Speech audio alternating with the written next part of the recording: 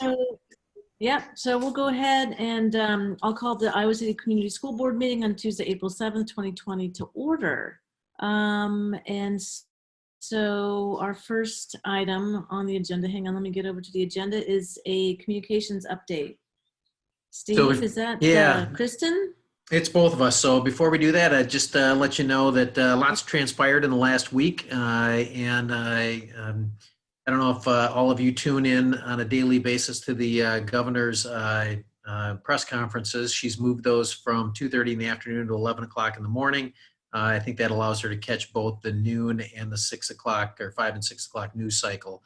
But obviously, some changes in expectations for teaching and learning, and we're going to talk to you a little bit about that when we get into the next segment there. But one of the things I just wanted to let you know was, and I know we talked about this last time, but just a big shout out and sense of appreciation to the folks on the team. So you're going to hear from Amy and Matt and Diane and Lisa, Adam, about the work that we're doing with the teaching and learning group. Brady's on here right now, but you need to know that we've got a ton of people in the background, all of our folks with the teacher leadership group, teachers out in the building. And the good news is that we now have better direction from the Department of Ed, and that gives us some room to better understand what opportunities we can create for students and parents, and that our staff is fully committed to that, ramped up, ready to go. We got a little bit of a window here. We're going to talk about that. We have to make some decisions in terms of what happens between now and April 30th, and then we have to think about what happens from Friday, May 1st and beyond. And so you're going to hear a little bit about the current activities from those folks today across multiple areas, but then also get a chance, not just in the next segment, but throughout the evening here to talk a little bit about the current and the future state of things. So Kristen, you want to talk a little bit about our communications update and what we're going to do with this item on a recurring basis? Yeah, thank you. Good evening, everybody. Our plan, as you'll see posted in the board agenda, is to include all of the communications that go out to families or staff from board meeting to board meeting. So you'll see what's been posted tonight are the communications since last week on, what was that, the 31st of March, I believe. Just for your reference, a nice place to keep it all captured, even though we do copy you on all those meetings, or excuse me, all those messages that go out. One thing that I would like to note before I let Steve jump back in is the survey that went out last week to parents. We asked a question about frequency of communications. What do they want? How often do they want to hear from us? And the top responses were twice a week or only when something of significance needs to be shared. So we've moved slightly away from the daily communication updates which is how we started out, and now we're scaling that back a bit just to more of an every other day or every couple of days, or as something of significance arises, either an announcement from the governor or, changes from our teams that we need to share. So moving forward, I believe this is going to be, and Steve, correct me if I'm wrong, this will be a placeholder on each agenda, and we'll just keep those communication pieces from week to week housed in that location. So part of our thought process for you was to try to make this as easy as possible. If you need to refer back to something that's already been sent out, this will be a nice repository. You can just use the search function, or you can go back on a meeting by meeting basis and track down any of the messages that were out there that have content that you might need as you go about doing your work as a director. And that way, again, you don't have to dig for it, and you don't have to keep track of them somewhere else. We'll just hang on to all of them for you in one place. So as Kristen said, one of the things that we want to do is we want to make sure that people are paying attention to the messages that we send out. And so that was one of the main reasons that we asked them about how often they wanted to hear from us. I'm not sure if we've reached a new normal yet, but we're perhaps beyond some of the incredibly hectic pace that we had in the first couple days of this situation. And so now we think we're more comfortable to be at a point where we can share with the community members those issues that come up that are of pertinent importance, that perhaps don't reach that level of urgency, that we can actually aggregate those messages and hang on to them and perhaps send something out less frequently than on a daily basis. So with that, I'd before we jump into the heart of the matter today, just check with you and see if you've got any general questions about what's transpired in the last week, or if you've got questions about communications. Steve, this is Charlie. Are we sending messages out specifically for parents with special education kids? Lisa, I'll let you jump in on that. We are not sending messages out specifically to parents of special education kids because we don't necessarily have messages that apply only to parents of special education kids at this point. Okay, thanks. Okay, so teaching and learning, obviously lots going on here. We're going to get an update from Amy and Matt, Diane, Lisa, and then hear a little bit from Adam. And then I think what you'll do is you'll hear that woven throughout their comments, you're going to hear some of the long range planning pieces that are in there. But we do have a placeholder at the end where we have an opportunity to talk about that in a little bit more detail and perhaps provide some follow-up to some of the conversation that occurs during those first two bullet items. So with that, I'm going to turn it over to our teaching and learning team and let you give them an update on the quite a bit that's transpired in the last week. Good evening, everyone. Sorry that I had to shift around my house to get a better signal. So if you were watching that, apologize. I'm going to give the update in regards to what's happening at the elementary level. But before I do that, I just want to back up and share a little bit of a timeline. On March 27th, that was a Friday, the DE came out with their first document around their provision for continuous learning and what that could look like after a small task force had been convened.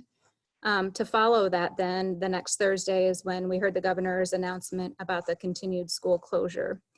Following that announcement, then that night, the DE also held a webinar, and they shared with the field more information around the procedures for continuous learning. And they outlined 3 different avenues that you could choose. You know, choose to do nothing, choose to offer enrichment opportunities, or to go with required opportunities. So that's something that the team has certainly been working on and vetting since last Thursday evening or Friday. At the elementary levels, and by this coming Friday, April 10th, we have to go into our CASA system and then notify the state our movement going forward. At the elementary level, we continue to work with a small team of teacher leaders, and Diane and I do, to continue working on the elementary side of things. That includes some reading specialists, math specialists, and folks from our TLC team, including our curriculum coordinator, lead teachers, and tech innovation coach. We rolled out the educational opportunities to families several weeks ago when we returned from spring break. And then each time since then, a new communication around teaching and learning that's gone out has been to refocus on certain areas within those educational opportunities.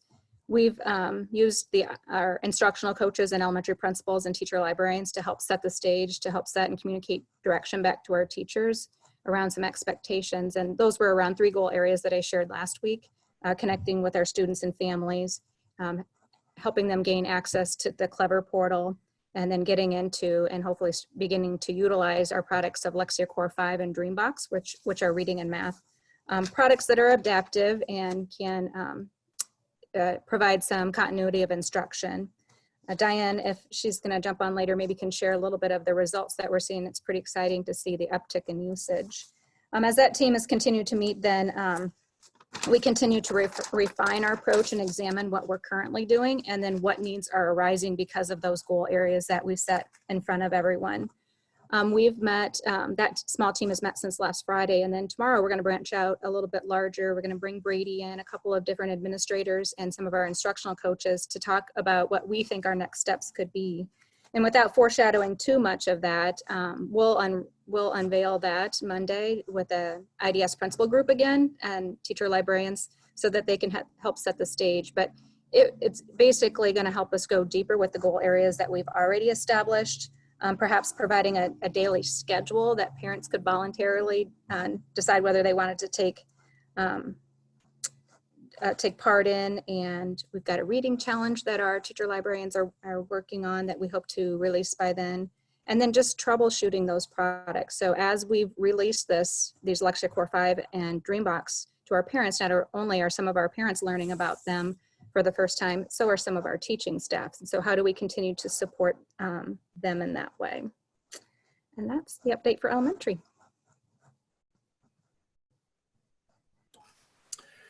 All right. So secondary wise, we've been busy and active here the last week as well since we had talked to you last. Like Amy led in with their, obviously the state has rolled out those 3 choices of different models districts can choose to participate in during the closure. And we're still waiting some information on application or the way we submit our choice to do that. Right now we're operating under that voluntary ed services educational enrichment services option. The 3 options, remember, are no continuous learning, voluntary educational enrichment services, or the required ed services. And so we've been actively exploring what that required educational services piece would look like for secondary students, because obviously it's got some implications for us around credits and for seniors, credit acquisition for 8th grade through 11th grade students.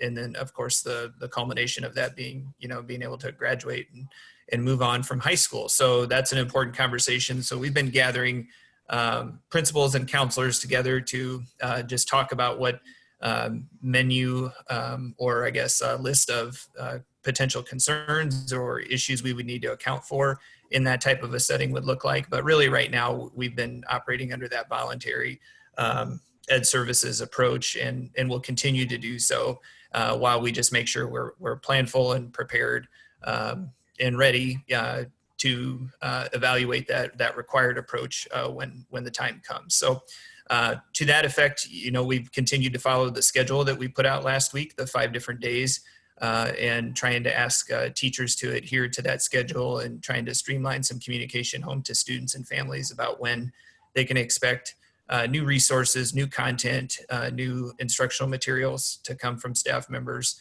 And that also helps the staff try to get in line with some expectations about what's expected of them. So I would say the other big component of that work has been really trying to further clarify what some of those teacher and staff expectations could look like around those communications when they come.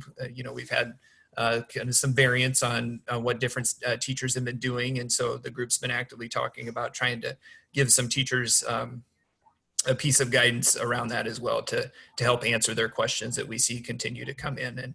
And so we feel good about the work that's transpired in the last week. The Teachers Association and Brady's been great about continual communication and continual dialogue with us around that and bringing the concerns that he's hearing from that teacher group to that. And so we're trying to be very planful and making sure that we're accounting for all of those pieces before we just move ahead with any type of a plan or approach.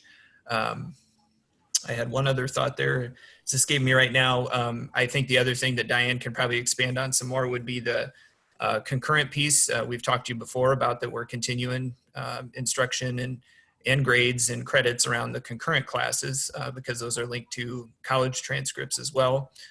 We've done some pieces with our EDGE program around students that are in credit recovery courses that they'll be able to continue those credit recovery courses. So you'll see some communication coming out here relatively shortly, either this evening or tomorrow, around some further guidance from us on those pieces. So outside of that, I think Amy and I turn it over to Diane from there to see what maybe we missed or whatever she'd want to provide some additional details on, and then take your questions. Sure, just filling in just a couple of spots. I think the new guidance that we got from the department this last week really helped us understand a little bit more clearly that the department expects us, even in this voluntary world, that our teachers are engaging with students and that they're able to provide feedback to students as well. So I think that helps us maybe understand a little bit better how our teachers can be supporting kids and not having to kind of worry about crossing into that instructional line quite as much as maybe we were initially concerned about. So that has opened up a lot of possibilities for us. So some of the numbers that Amy was referring to at the elementary, last week we had over 2,000 kids engaged in Lexia online learning. So that was a big uptick from the week before when we only had 600. So kind of that focus that we asked our elementary teachers to focus on Lexia and DreamBox is starting to pay off. In DreamBox, we had over 3,000 elementary kids engaged in DreamBox learning last week. So we're going to continue to push that, continue to work through any kind of technology glitches that might be out there that might be preventing kids from accessing that, and hoping to see those numbers creep up closer to the 8,000 which is what we'd really like to be seeing as far as having total engagement with our elementary kids.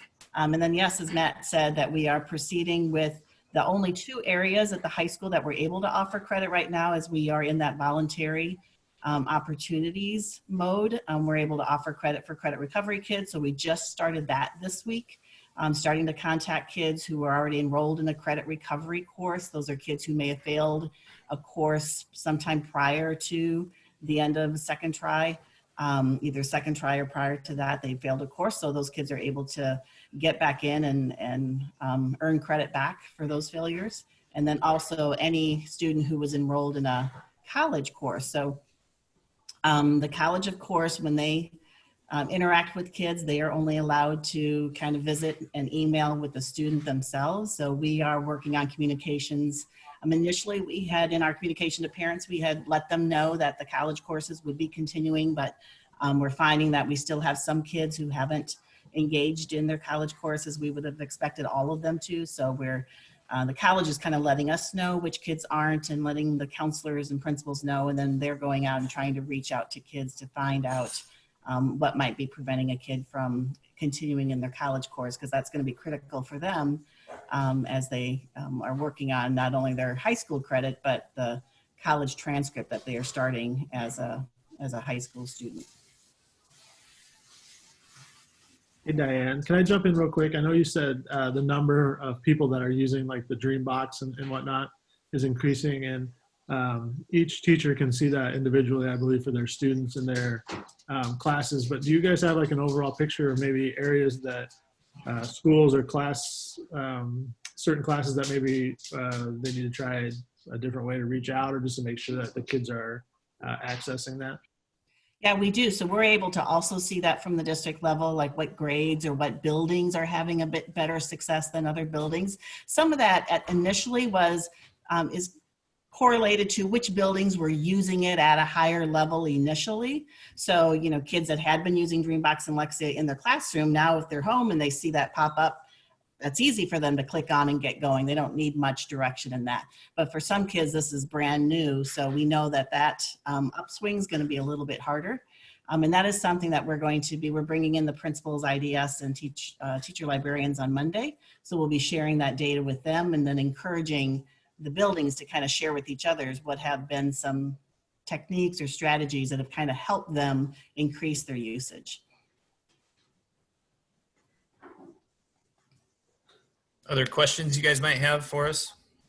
Yeah, I've got one. I think our graduating seniors, or hopefully graduating seniors, are a bit in a unique position. Has there been any guidance from the DE on specifically how we're going to get our seniors graduated, how we can get credits to them if they need it? Are they exploring a model other than full credit for everyone? I mean, is there any way that we can do targeted credits for seniors, or is it still just no info at this time? No, that's a great question, Lisa, and that's part of what we're trying to work through. I would say, you know, there could be some evaluations that the guidance has been clear, and then there could be some other evaluations that the guidance hasn't been super clear. But what we know right now is we don't have a lot of flexibility around the state requirements for graduation. That the state hasn't loosened any flexibility on what the state requirements are. Local flexibility, we would have some determination there. And so that may be something eventually we have to come back to you on if we want to be increasingly flexible for those seniors and how they get to graduation. And so that's some of the options that we're beginning to talk about. Part of this, of course, rests, you know, on which model we would move forward with as well. If we stay in the voluntary realm and we come back to school, if we don't come back to school and need to further explore the required ed services model, you know, all of that could impact those things. But the biggest thing, I think the easiest way to sum it up is there isn't a lot of flexibility around the state requirements right now. There is a lot of local flexibility as far as what we locally determine as a graduation requirement. And we do think we could have some flexibility in how we decide to count or what we decide to award credit for, even though maybe those standards haven't been lessened and you still need your 4.333, but how we count that you achieve that and that you have achieved that credit, we could have some local flexibility in that. So that's what our teams have started to work on. trying to envision a few different scenarios there, depending on how long we're out, about how kids could earn those credits and achieve graduation then. And Lisa, this is Steve. So I would say that probably half the continuous learning questions today on the DE webinar were directly targeted to graduation issues. So we're in a little bit different position than some of our peer districts because we run on a trimester system and our trimesters are already underway. So that gives us a little bit more latitude in that local control issue. So that goes back to Matt's comments where we need to better understand what it is that we're going to be allowed to do. The DE has quite a few requests into the governor's office for either changes in statutory language that the governor has authority over or some type of waivers in place. But they also they were very quick to point out today that every department has requested multiple waivers and exceptions. And so the governor's office is trying to go through them as quickly as they can, but the ed department is simply one of those departments that has multiple requests in front of the DE right now. So they're working on them as quickly as they can. I think I've sent you the DE webpage. They have an FAQ on there. What they're trying to do is after each one of these webinars, they're trying to get into the FAQ and update that with the answers to the questions that were asked. So given the number and the depth of questions that were asked about continuing ed and the implications on graduation today, we're hopeful that we're going to see some more information come out from them here in the next couple days. Thanks, guys. Thank you. Diane and Lisa, you have information you'd like to add as we look at those teaching learning issues? No, just a reminder that our special education services right now are focusing on access. We don't, along with all other kind of instructional services being sort of suspended at this point. So our specially designed instructional services, all of the instructional services right now are optional activities, but we want to make sure that all students have access to the optional activities. So our special education teachers have been asked to make contact with, and Charlie, that I guess maybe I should have followed up my answer to your question with that while we haven't sent any mass communication to parents of students with IEPs, that's how we are communicating, is that case coordinators have been asked to reach out to parents of students on their caseload with the individual contacts, and just to make sure that parents have the right technology, have found solutions to any barriers that they're encountering, because those teachers have the most knowledge about the students and could help parents navigate whatever issues they're running into. Sometimes students need to have access issues resolved that might, for instance, require an IEP amendment or something like that, and that case coordinator can help with that. So helping navigate barriers is what we're doing right now. So if we were to ever change direction with instructional programming, then we'd have to take another look at that. But right now it's access. Lisa, thank Lisa, you. go ahead, Charlie. I'm sorry with you. Lisa, can you give us any idea of what you think where we are now in the terms of getting access to all the special ed kids? Or is that too hard to figure out right now? I haven't heard from, I have heard from some case coordinators that they're actually having trouble making contact with families. Sometimes we don't have current contact information for for a parent or family. And so they're even going as far as to, get a hold of a student's friend to say, hey, text so-and-so and ask them to contact me. So we're really beating the bushes trying to get a hold of students themselves or families, secondary students we'll do that with. Otherwise, we're, just still trying to make contact, but that's, a limited number of families that fall into that scenario. But I don't really have a number. I would say, most people probably have been contacted at this point, but principals kind of oversee that part of it, and they would have a better idea than I would of exactly how many. Okay, thanks. And my question was along the same lines, and so you answered it. So thank you. Great, Adam, you've got an update for us on technology and where things are at this week? Yep, a couple things to share. First, actually, I want to jump on the teaching and learning topic a little bit and talk about secondary engagement. One piece of data that I've been watching a little bit is percentage of our secondary kids who have logged into Canvas during the closure.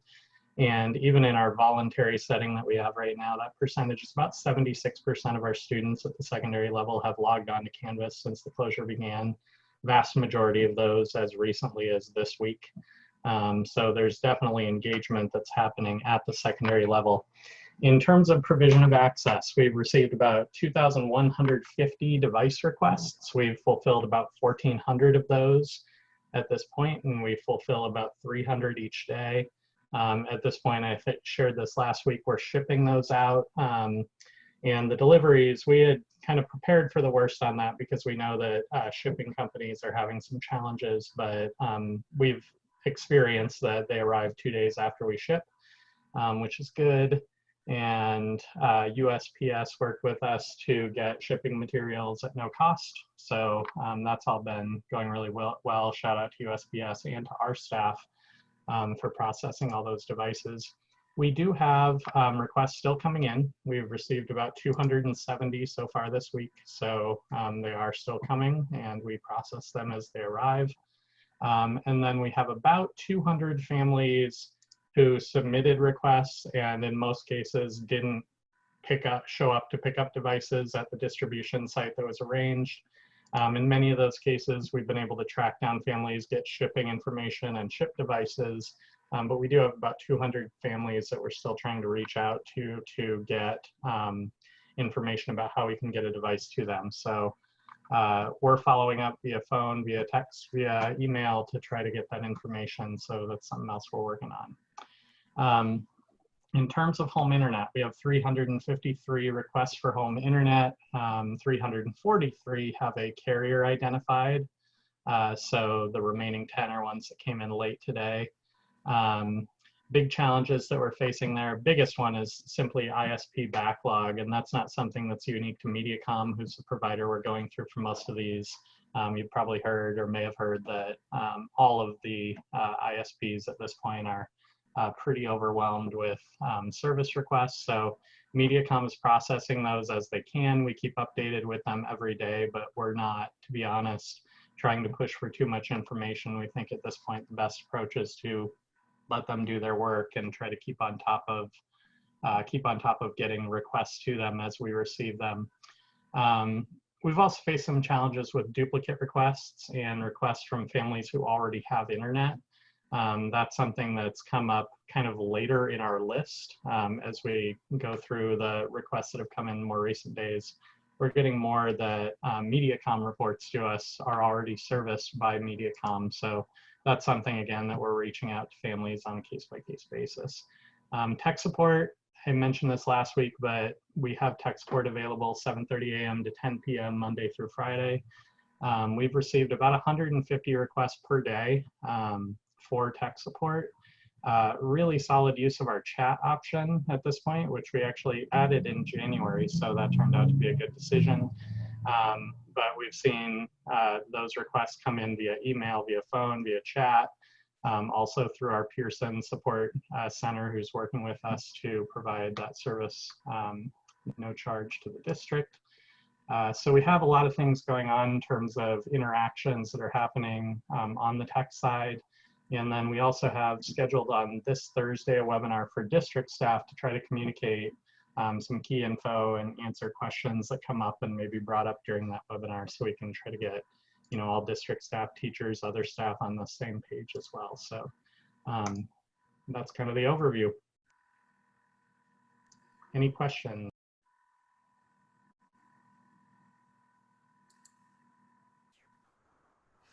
Okay, so from long-term planning standpoint, some milestones that are coming up for us by this Friday. There is a requirement that we notify the DE of our plans between now and April 30th. As Amy summarized, we really have three options. The one is to do absolutely nothing. If you do the absolutely nothing, then you have to make the time up at the end of the year. The other two options are the voluntary option and the required option. We're already doing the voluntary option. The voluntary option actually has a fairly wide range of things that you can provide to students. And so within that, our team has been exploring what more we can do at the grade bands at elementary, junior high, and high school in order to better meet student needs and to support parents over the course of the next few weeks. We plan to notify the DE of that on Friday or before that, actually after this meeting. And then the required option. And while this seemed to be an immediate go-to for many districts across the state at the high school level, there's been quite a bit of pullback just within the last 24 to 48 hours. Partly we're waiting for the DE's application to come out so we actually know what is required of districts to do that. And then we did want to have a conversation with you because what we're hearing from UEN districts and from other districts across the state are some real concerns about equity issues. And I'm just going to raise one example that we've discussed quite extensively as a central office team and with our high school leadership team. You know, Los Angeles is a little earlier to the game in this than we are, and there was a big news story about the challenges that they had. They went to required, and last week they were reporting out that upwards of 40+% of their kids were not engaged with their mandatory learning options. And so we looked at that, and it raised some pretty significant concerns for us about the students that you would typically assume might not be engaged in an online learning platform. Students that are English language learners or special ed students, kids who are at risk. And the other end of the spectrum, though, there's a presumption that they're just automatically engaged with it. We know from reaching out to several of our AP instructors that they've had difficulty engaging their full classrooms over the course of the past week. And they actually have used much the same methodology that Lisa described in terms of trying to reach out to special ed kids, where they've been asking the kids in their AP classes, hey, we haven't heard from this laundry list of students in class. Can you reach out to your friends and please have them get on and fill out the Google form and let us know where you're at. So I think it's important for us to recognize that simply opening the door and telling everybody that there's a required option does not put us in a position where we can guarantee that we can engage 100% of our kids. We know that equity issue has been one that you've raised in the past.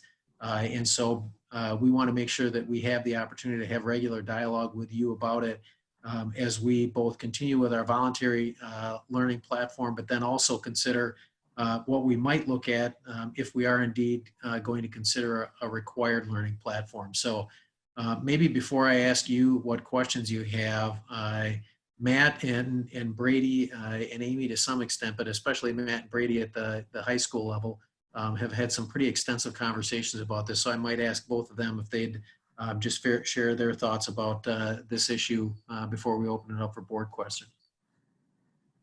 Yeah, I'll jump in, and then Brady, go ahead and feel free to jump in here too. But I think to Steve's point, that's a very important one for us to consider, you know, and I think that, you know, the first consideration is just trying to be empathetic of everybody's, you know, situation in this, and is increasing people in our community also fall ill or connected to people that fall ill. You know, people are just in a different space and place to receive learning opportunities for us as well. And so whether that's a staff member that we're asking to try to provide the opportunities, or whether that's a student and family we're asking to try to receive it, I think that's a very important consideration for us to think about, even in the voluntary environment, let alone the required one. And then when we look at the students that may access or may not access and what those reasons might be, those are some of the things we also start to try to problem solve, is how would we go about trying to engage those students. But when we start to see some early returns from larger districts or even districts comparable to ours, and some of the problems they're having in that format, we don't want to further disadvantage a group of students that we know already are seeing a gap in when we get to see them every single day. And so that's a careful consideration for us to say, if we're going to do something, then what are those efforts we're going to take, and how are we going to go the extra mile to make sure we're connecting with those students as well, because we don't want to further perpetuate a problem by something we think would be good intent, and then it not really turning into that. So that's a couple initial thoughts I have on it. Brady, you've been with us in this conversation kind of every step of the way. If you have some additional ones here too, that'd be great. Yep. Thanks, Matt. Steve. I think the one thing I would say is thanks to the board, for the continued support and leadership. And, Charlie asked the question, I know it was on everyone's mind, every director's mind as well last week, about equity. And it is, and I had said at the time last week, it's at the forefront of all the decisions on the teaching and learning side, on the operations side. And that has absolutely stayed true. And there are some profound challenges. And I think that the sense sometimes we even have of equity has broadened out as we have folks that are, experiencing COVID in their households, or they know people. And so I just appreciate everything that's been going on, at the decision-making level. The collaboration is at an all-time high. I mean, I've been in the district 24 years. It's never been even close to this. And you just have people really working well together. There's genuine respect. I would say too, on the secondary side, the framework that we're establishing in this voluntary enrichment model period is a framework that will work, we think, in if we were to go to, because of credit considerations for graduation, some sort of mandatory educational services model, that every step that we're taking now is with that understanding that our hand might be forced a little bit. And so let's figure out and learn from what we're doing now. Let's collect data, let's reflect, let's work as a team. So that'd be the one thing that I would add, is I think the framework that we're putting together is absolutely designed to work very well in a voluntary enrichment model. And I think it will also work in a mandatory educational services. Yeah, thanks for that, Brady. I think that's important to note that, as we stage those things, we don't want to be moving the target for people and changing the game. We feel like that's happening enough in this scenario. So if we put something forward, we want to be able to build from it or build on top of it. And so I think that's been a great foundation of work. So thanks for bringing that back up.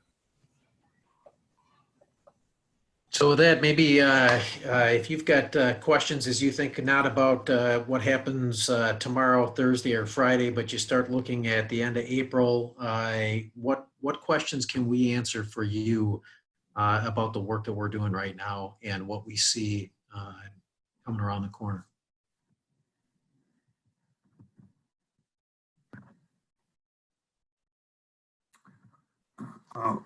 Janet, I don't have any I'm questions sorry. really, but I do appreciate the focus on equity, the thing, and also being empathetic to the situations that students and family members and teachers are finding themselves in.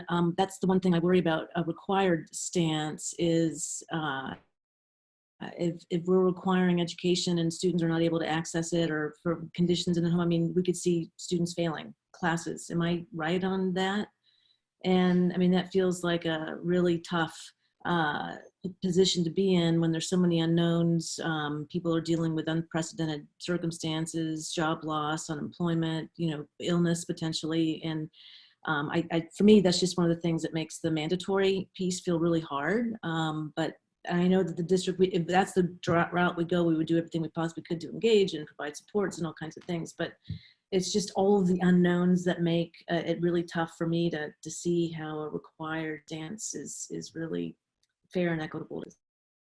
So I'll just offer a couple thoughts and then let the rest of the group jump in here. So one of the challenges that we have right now is that the DE has been pretty direct in the fact that they cannot waive graduation requirements. Those are statutorily set. So the Department of Ed doesn't have the ability to waive those requirements. They have, however, told us that we have extensive local control to determine how we, whether or not, first of all, do we have graduation requirements that are above the state minimum? And then do we have the opportunity, if necessary, to reduce ours so that they match the state? We also have significant local flexibility in determining how we grant credit for courses in terms of how much work is completed in order for us to consider that to be an acceptable load to bear credit for it that then can be applied to graduation. So again, as I shared with Lisa earlier when she asked, those were a lot of the questions that are coming up as part of these DE webinars in terms of the flexibility that we have.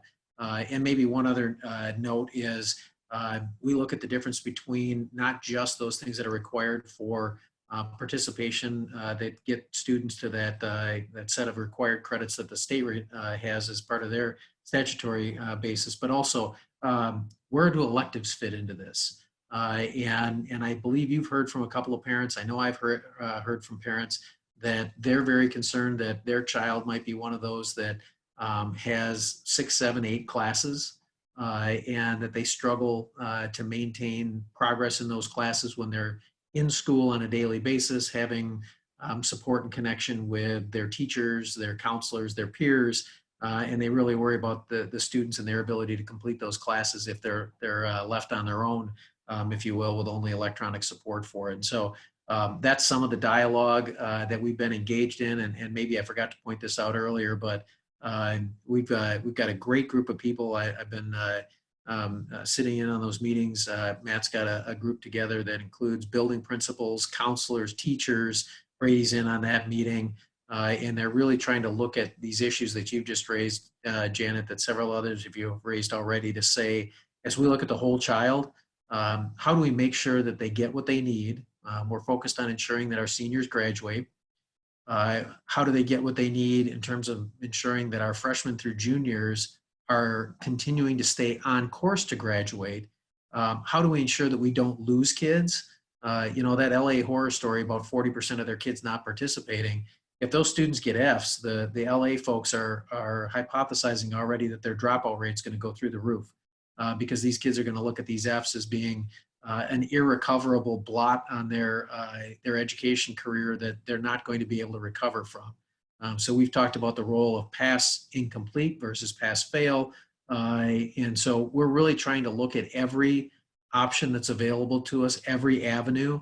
I still try to make sure that we recognize that to the extent possible, we want to get as much content across for students as we can, because Diane did a real nice job of this in the meeting today, recognizing that next fall's courses could look very different from this fall's courses because the kids are going to come in absent a significant component of advanced knowledge that they normally bring in when they move from Spanish 2 to Spanish 3, from freshman English to sophomore English. And so there's going to be a knowledge gap there. And so how do we balance out getting them as much content as we can now, yet making it manageable for them, keeping them on track to graduate, getting our seniors graduated? So Matt, Diane, Brady, Amy, what have I missed with that?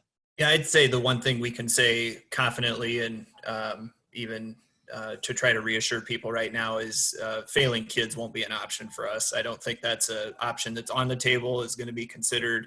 We do need to determine if we move to a required scenario, or depending on this closure, you know, those are big ifs, you know, on all those things. But failing kids isn't going to be an option. What we'll need to determine is how to award credit or not award credit, you know, in those scenarios. But giving them Fs, like Steve said, that's a credit acquisition, even in the early grades, is so dependent upon their success about being able to graduate. And we cannot stockpile Fs for kids and have that mindset approaching that. So the teams have been very clear and consistent on that. So we can confidently share that tonight. That will not be an option we entertain about giving kids failing grades, no matter what we end up bringing forward. Thank you. I just have a clarification question. When we're talking about moving to a required model, are we only looking at that for the secondary, or are we also considering required for the elementary? At this point in time, we're really focused on the high school piece because of the components of the credit-bearing weight of those classes. At the elementary level, you know, if you want to, from a graphical standpoint, your required and mandatory, actually, not even sure if they butt up against each other, but perhaps overlap each other. We've got a really wide latitude for what we can do from a voluntary standpoint moving forward. I think that, one of the things that's a big takeaway that I think anyone watching or listening to this should understand is what they saw from a voluntary basis from us last week will look very different from what they're going to experience on a voluntary basis over the course of the next couple of weeks. The DE's given us some great guidance on what we can and can't do. And there's quite a bit of latitude for us to offer things to students and parents that are more robust than what we have so far.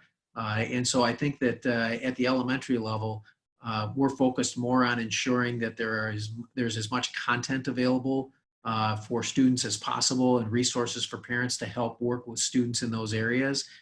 We're really focusing on numeracy and literacy and making sure that to the extent possible, we eliminate that kind of slide that you get when kids aren't actively engaged in teaching and learning. So we're far more focused on the credit-bearing load for both high school students and for junior high kids who are taking credit-bearing courses.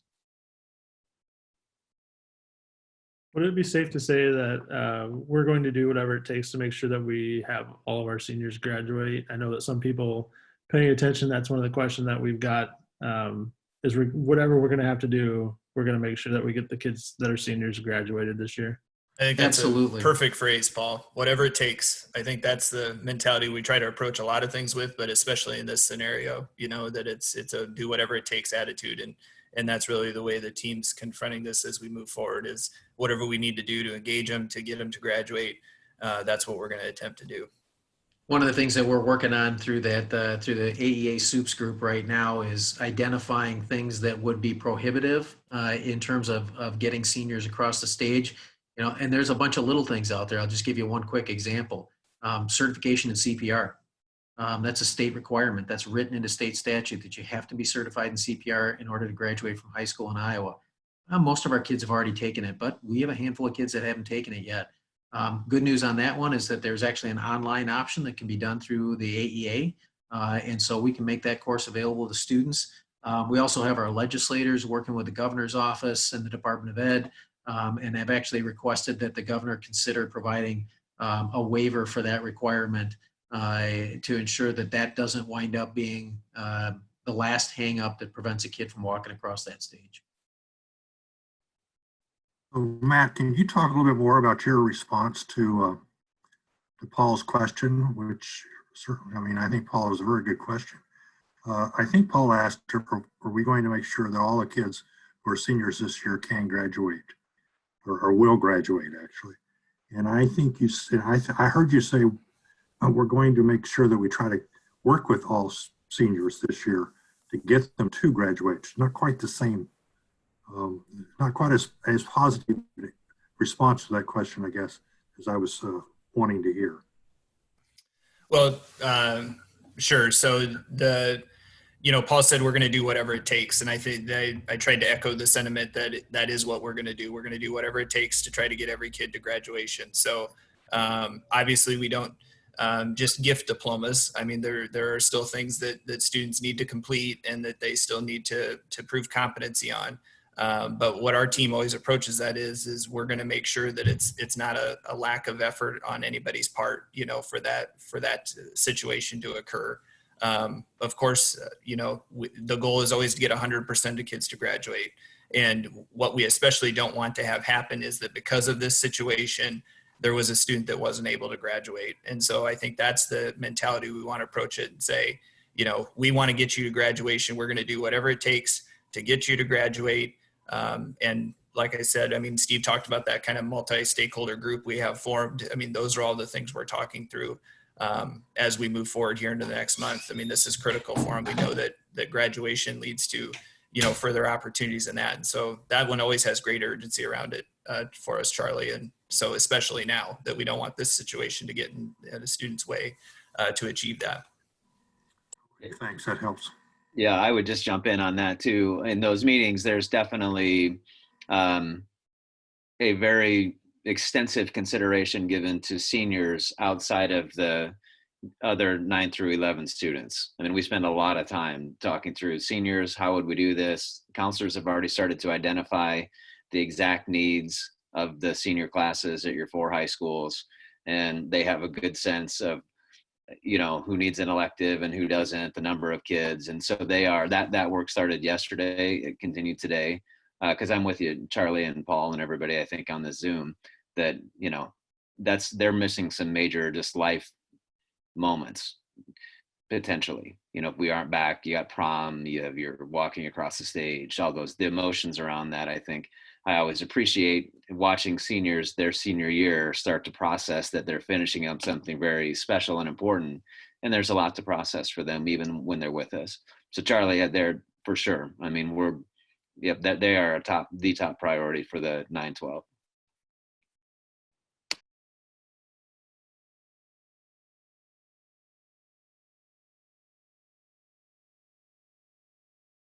Oops, I unmute myself. Sorry about that. So thanks very much. Appreciate that. And again, you're going to hear more about this over the course of the next couple of weeks.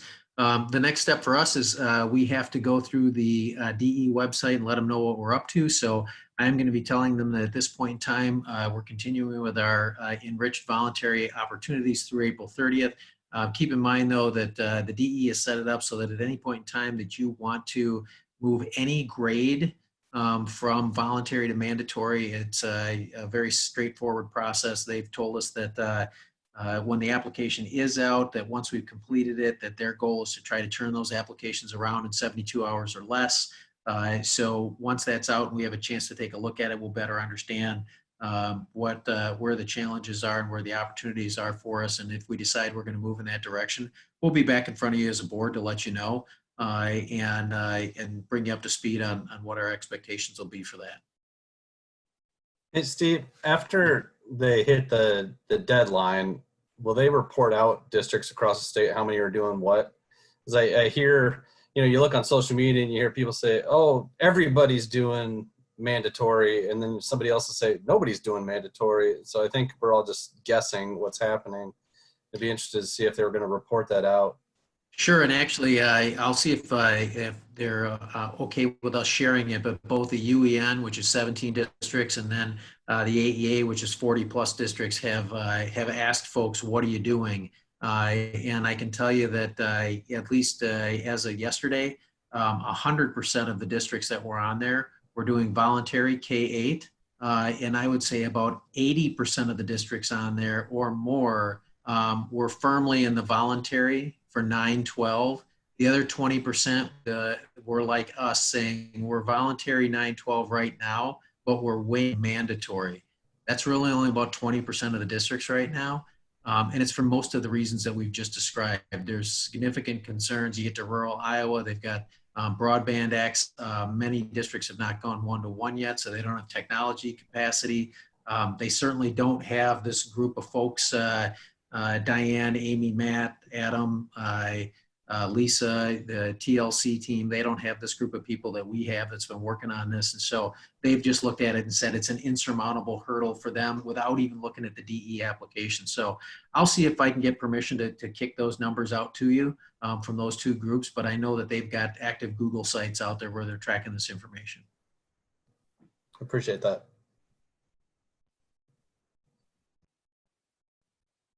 All right, well, obviously there's lots of stuff going on in the teaching and learning world, but you've heard over the past couple of weeks some of the amazing work that we've got going on the operations side of the house. And so Chase and his team are going to bring you up to speed on what's going on with facilities and personnel and staffing. And I'll let you know that to the extent that we can, obviously we're continuing the work of the district in those areas, and some really great stories about some of the services that we're providing across the district. So Chase, it's all yours. Good evening. It's nice to see everyone and be with you. I hope that you are doing well. As Steve mentioned, a few areas to cover. The first is the facilities. We have three topics we'd like to share with the board tonight. And first is really just the fact that our buildings and grounds remain closed for the foreseeable future. The governor extended her deadline's out through the end of April, and so we are tracking those deadlines that the governor's provided in the things that we do. Last week we touched on briefly that we had put up signs in concert with the local municipalities around our playground structures, and in the governor's proclamation yesterday, she did make mention of child playgrounds and equipment, and she was closing those on a state level. And so we're in good position there, following the guidance that she provided.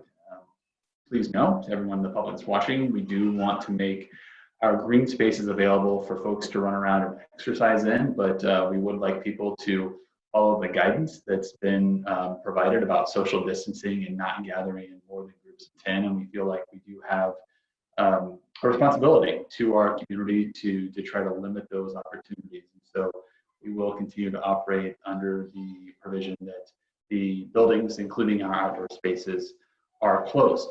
Now, while they are closed, you might drive by a couple of facilities and say, Chase, you told us the facilities are closed. Yet I see all of these cars and trucks there, because one of the things we've talked about is that for a variety of reasons, construction continues at a number of our sites. So I'm going to let Dwayne talk a little bit about that this evening. Dwayne?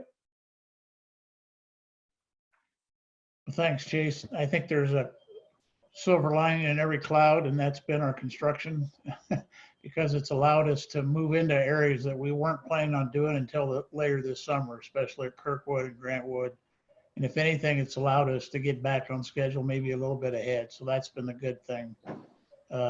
Contractors have been very helpful, trying to ensure their employees are doing the proper things. I have had a few emails. I can't say it's been without some subcontractors who have some concerns about exposing their employees, but for the most part, everybody's hanging in there.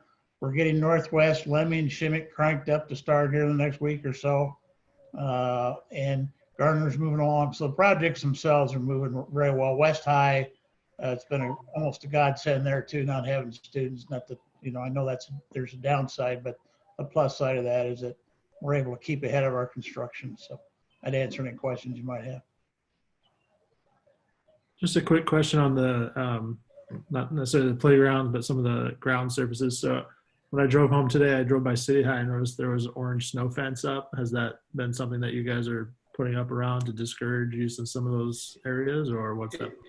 It is, Paul, and we've been trying to monitor those and not be heavy-handed, because we do want people to be out and be able to run around and have those experiences. But almost on a daily basis, we are driving by and seeing gatherings of 15, 20 people playing either pickup, scrimmage, or practice organized sports such as soccer or Frisbee football or anything of that nature. And given what the governor has shared about not having those gatherings of more than 10 people, we feel like we need to take additional steps to limit groups utilizing our facilities in that way. And so that is primarily at our secondary sites is where we've seen it. But again, we're not trying, well, we are.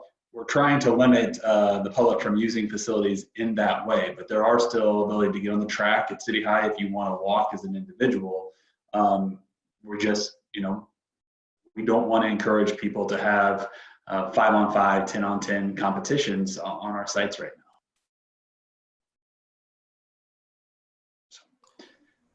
I have a question for Dwayne. I was just kind of curious, as construction is still happening, are we hearing from any contractors? Are they having issues getting materials in, or the cost of that rising and things like that? Yeah, we've had several conversations, and Chase and I had with a couple of general contractors that were concerned about future purchases. I don't think too many, the projects are far enough along that they've gotten commitments on all the materials, but there is some concern with like steel production, things like that, and how that might have a cascading effect through the trade. So we haven't heard it. We haven't seen any, I shouldn't say it. The Lemmy bid, which was the last bid we took, that bid was inflated, I think, by an easy $100,000 to $200,000 because of concerns for future costs. And that's the input I got from the builders. But other than that, it's just a concern. I haven't seen any hard proof. Okay, thank you. Yep. So while we clearly do have people still accessing the facilities in some capacity while they're closed, we want to continue to take steps to ensure the health, safety, and wellness, both of our staff, but also those in the community. And so we have, or in the process of putting in place some additional health and wellness measures. If you probably saw, the CDC came out late in last week on Friday and changed their stance on wearing mouth coverings in public, and said that they are now recommending them. We've updated our information on our district website to not only allow it, but encourage individuals to wear cloth face coverings while they are on district property. We've gone ahead and taken a step to make those available to our food service folks and our administrators and others that are working the working the food distribution sites. At this point, it's just a recommendation. We're not making it mandatory, but you know, all along, we have tried to promote and encourage folks to follow the guidance of the CDC, and so we will continue to do that. And if asked, we will tell people, yes, we believe it is good for you to wear a covering in public, because that is what the CDC is recommending that all of us do to help you know, slow the spread of COVID-19. And the other piece that we are going to implement is temperature checks and verbal health screenings for individuals that are coming on the property. Now, you won't have to do a verbal health screening every day if you're coming every day, but for folks that need to access the buildings on a one-time only basis, we are going to have them answer a couple of questions and then do a temperature check. We are going to have all employees and others that are on buildings on a daily basis do a temperature check there in the morning. We're following practices that we're seeing from our government partners and others in the area. Again, it's just because we're concerned about people, right? And we want to make sure that we do what we can to be diligent on our part to help slow the spread of the virus through our community. And we feel like these are small steps that we can undertake that, while maybe cause a little bit more time for folks in the morning, are good for all in our community. And so we want to be there and be good partners to everyone in our area and across the nation as we combat this together. And so we're going to send out guidance to our admin council on that still yet this week. And as I said, the face masks are available, but as of now, just a recommendation, not required. But before we move into food service, I would pause if there's any questions or comments on a couple of those new changes we're going to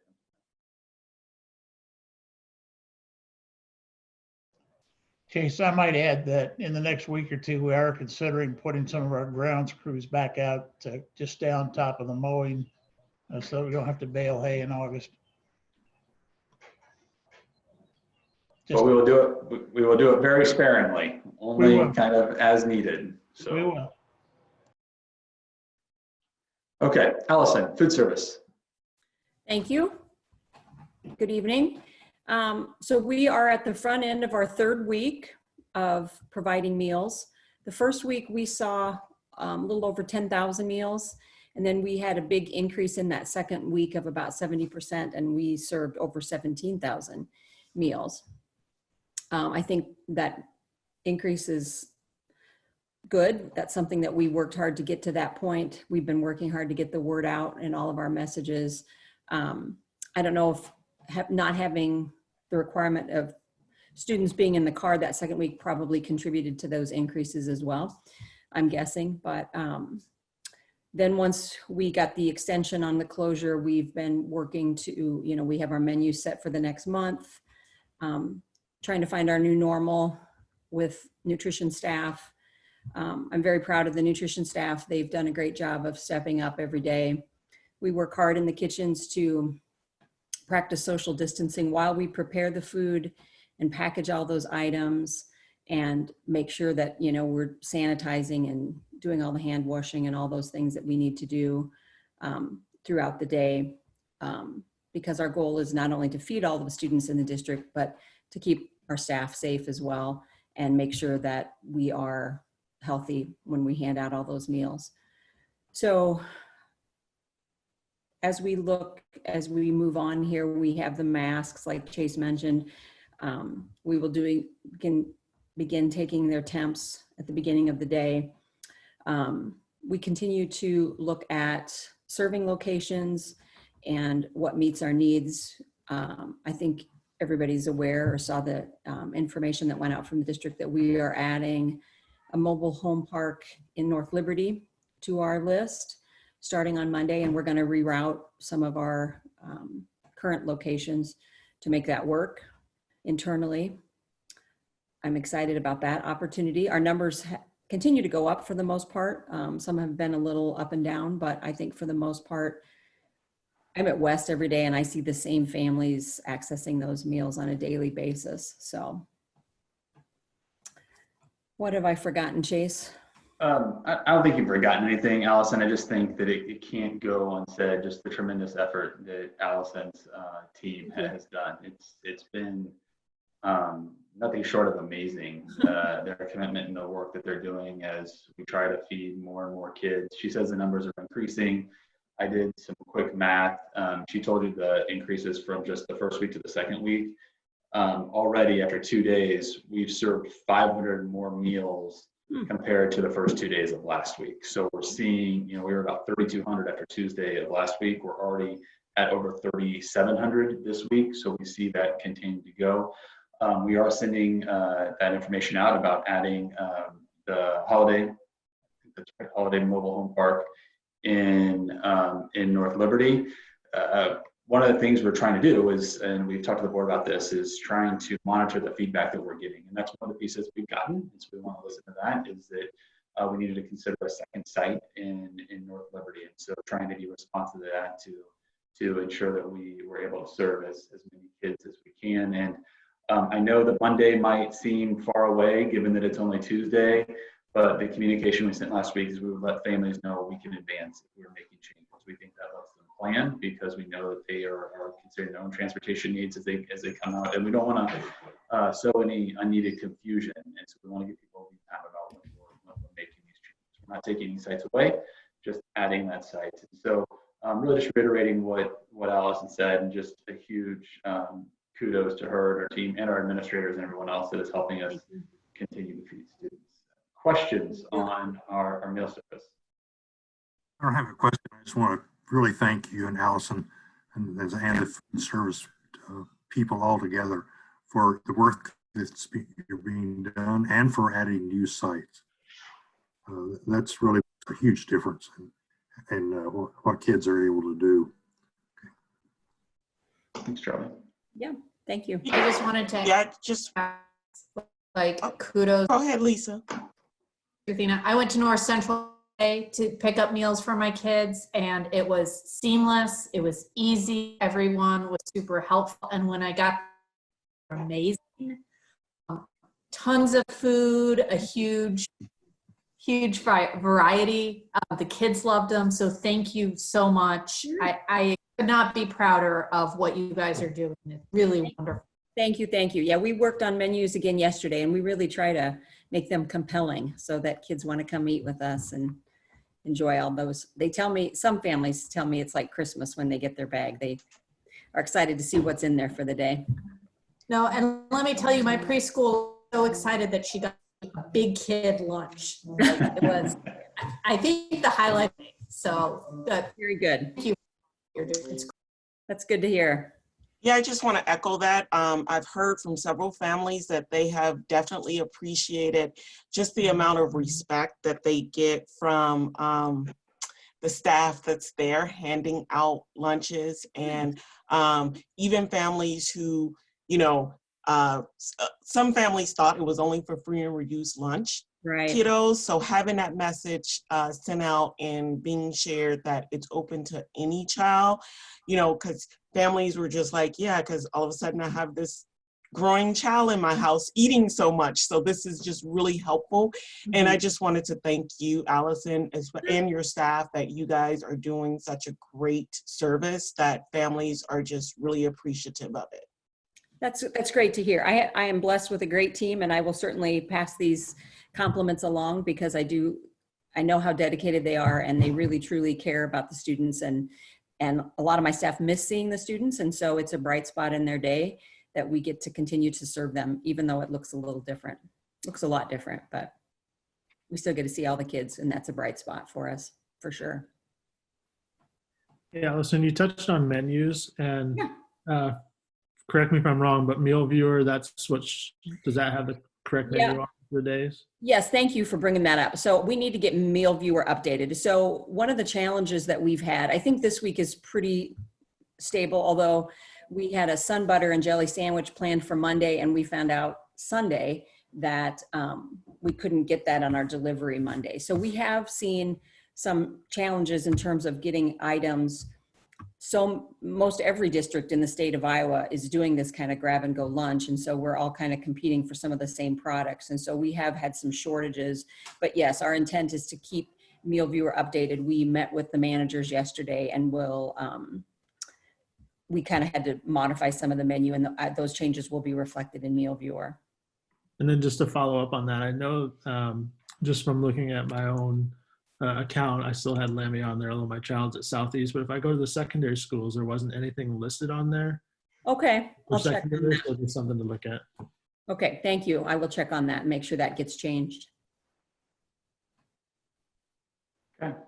Well, thanks again to Allison and her team and board members. If you can do anything, just get us some warmer weather. You remember our folks are standing out there, and always talk about winter in Iowa. It is now April and the high is in the low 40s on Thursday. So I drive around and everybody's shivering, and it just makes me so thankful at how dedicated all these folks are. But we definitely needed to turn a little bit warmer here for the long haul to help our folks out a bit. But yeah, we do kind of, the running joke is that the sun comes out at 105 every day. That's the way that is. So from food service to our some personnel and some HR issues, and we have 4 on the list. Actually, we have maybe 5, but of the 5, excuse me, 4 from us, and then I'll turn back over to Steve. But of those 4, 2 we're going to ask for board action this evening. And the first is our non-exempt pandemic pay resolution. This is simply an extension of a resolution the board graciously passed several weeks ago to allow us to continue to pay all of our employees while schools are closed, and to provide that pandemic stipend for those nutrition services folks we just talked about, and some others that we're asking to come in and perform critical and crucial tasks to keep the district moving forward. I'm happy to answer any questions that board members might have on that. Any questions for Chase? Hearing none, is there a motion to approve the non-exempt pandemic pay resolution? So moved. Second. Kim, we're ready to vote.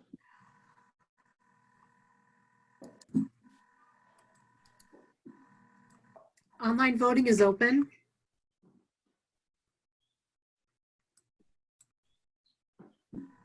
All votes have been cast and the motion carries with all directors voting in favor. Excellent. Thank you very much. And Charlie, you've had a question the last 2 weeks, and I meant to cover it in my opening comments. Of course, we have been providing compensation to the bus company to ensure that our bus drivers are paid as well. Our plan is to continue that. The board approved a resolution last week that went through the end of this week. So you will see an update, another contract amendment come before the board next Tuesday for consideration. So if the board chooses, we can continue to pay our bus drivers the same we're paying the rest of our employees. Okay, thank you very much, Chase. Of course. So the second thing is, with the extension, we've been provided some new federal guidance around the leave, and Nick and Jeremy have been working on this and trying to keep Brady in the loop as well, so that we can have that teacher perspective and other employee perspective. But I'll turn it over to Nick and Jeremy to talk to you about where we are and what might change a bit as we get into next week. Nick. Yeah, thanks, Chase, and good evening, board. And also, I'd just like to say thank you on behalf of our employees. I know that pandemic pay is such a kind thing for all of them and appreciated. So just saying thank you. But we have been trying to keep up to date with the Family First Coronavirus Response Act. Some of you may have seen that out and about, but we know that a number of our employees are facing a variety of challenges: illness, family illness, child care concerns, all these different things. But there are going to be some situations where an employee may be asked to complete an essential task or meet a district expectation, and leave's just going to need to be an option for people.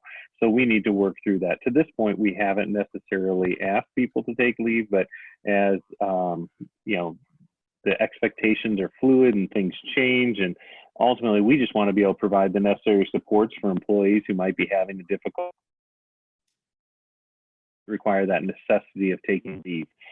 As you might be aware, there's a number of new types of leave that's available to people that haven't necessarily been there before, and we want to make sure that folks can have the support and navigate those things. And Jeremy and I met with the HR team this week and kind of went through all the a variety of scenarios to help set things up so that way we can provide the support necessary to employees when they're in a situation, because there are new things like underlying health conditions of their own or family members, or child care is a huge issue for people. I can only imagine it can be difficult to be working from home if you have 5 kids running around. I know I challenge with my 2 at times. So I'm sure that I'm surprised they haven't ran by in this meeting actually. But anyway, I mean, there's just those different things that you're working through, and we need to be able to support people in those situations. And if they need to take some leave, that we can help them navigate that and do the appropriate, have the appropriate response for each of them. So, I think the biggest highlight for us is trying to think of the different scenarios that we can come up with that people may face, so that way we can distribute that, but then ultimately provide ourselves as kind of a service to our employees and our human resources team to that way help people figure out what they can do depending on what their unique situations might be. I'd kind of hand it over to Jeremy and see what else he'd like to add at that point. And from my perspective, it's just something that we want to make sure that when we communicate this to our employees, it's not something that they feel like we're forcing them to do. This is something that we want to make sure we have in place so that they can get paid. We want to make this as in terms of someone needing to take this option, we want to make it as kind of a last resort, if you will. We want to make sure that we're doing everything we can in terms of scheduling, availability, types of communication or access options that our staff have. We want to make sure that we're giving them the opportunity and making the effort for them to be able to access those things first. We're talking about our more extreme situations. And again, we want to make sure that our staff can get paid, like Nick said, for those, really oddball situations that we've never seen before. Someone having a sick, family member at home that they have to take care of. Like we said, the childcare issues, those things are going to be pretty widespread. And, this will also give us some flexibility in terms of how we look to address those that maybe we didn't have in the past. We definitely appreciate having the opportunity to be able to do those things. And this is going to be an evolving process for us. How it looks today probably will look different than Monday. It'll probably look different than the Monday after that. So we'll do our best over the course of the next couple of weeks to make sure that staff understand what their options are. And then we know that, again, we're just going to get some odd situations. We're going to get things that we never even imagined that were possible in someone's life that may come up. So again, we want to be as flexible for those situations and hopefully give us a different perspective on how we can help support our staff as we go through these next couple of weeks.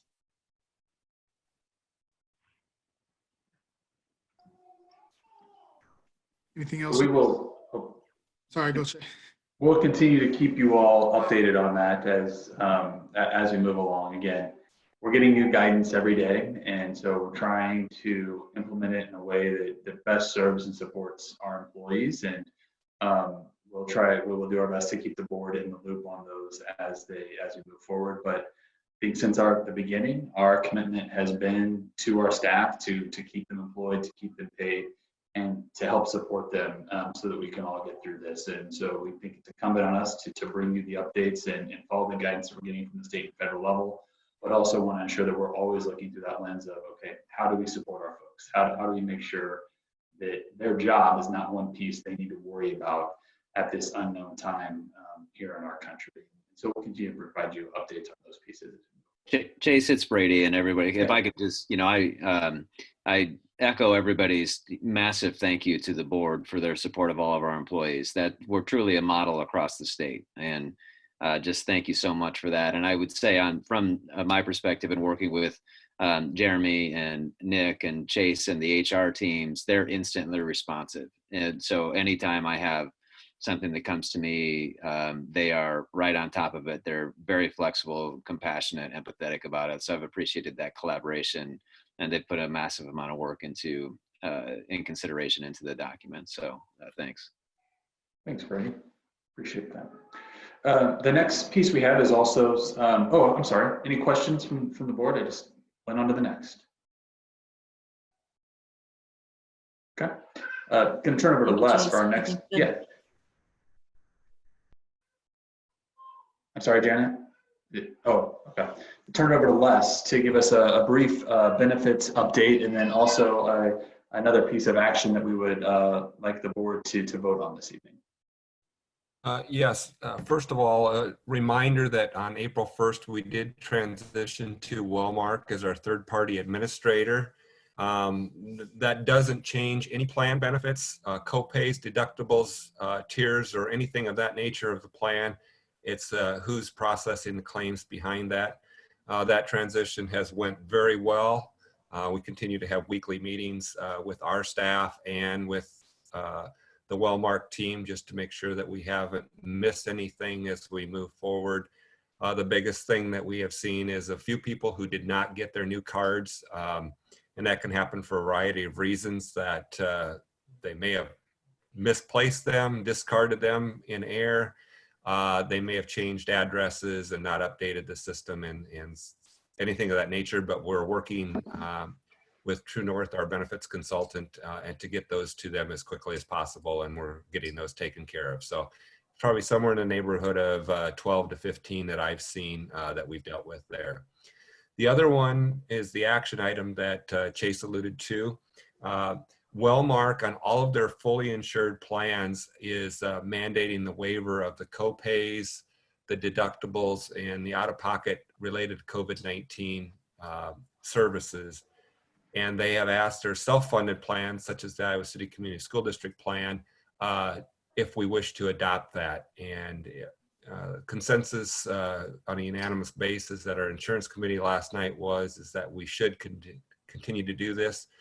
Our insurance consultants from True North pointed out that this really is the small costs of a hospital visit or a doctor's visit. It's the $20 copay that we're asking to waive that the employee would pay here. The plan would still be picking up all of those large costs and if there was hospitalization or anything of that nature for an employee. So this is a relatively small cost to the plan, and we believe it's in the best interest of serving our employees and their families. So we would recommend that your approval. Any questions for Les on the action item? Hearing none, is there a motion to approve the Wellmark COVID-19 health insurance waiver?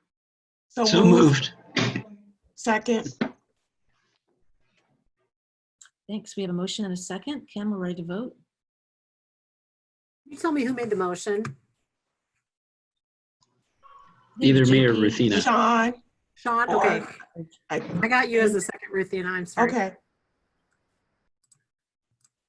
I thought it was JP. Open? Was it Sean? I thought it was me too, but maybe it was Sean. No, it was JP. I'm sorry. It was JP. Gotcha. He made the motion, Ruthina seconded, and I think we're ready to vote. Thanks, Kim. All votes have been cast and the motion carries with all directors voting in favor. Excellent.